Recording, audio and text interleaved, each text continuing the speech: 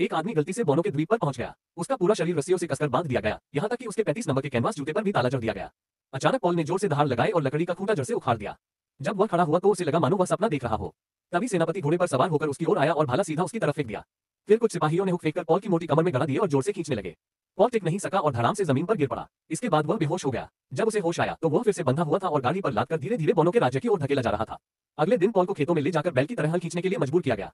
इसी बीच महल पर दुश्मन देश के गुप्त हत्यारे ने हमला कर दिया। सेनापति ने तुरंत गाड़ी मोड़ दी और पॉल को महल की ओर ले गया ताकि राजा की रक्षा की जा सके। पॉल तेज कदमों से चलते हुए लगभग प्रति सेकंड 60 किलोमीटर की रफ्तार से महल की ओर दौड़ पड़ा। महल पहुंचते ही सेनापति ने पॉल को झुकने का आदेश दिया, फिर खुद कूदकर बोला कि वह अकेले जाकर राजकुमारी को बचाएगा और सब सैनिकों को मना कर दिया कि कोई दखल न दे।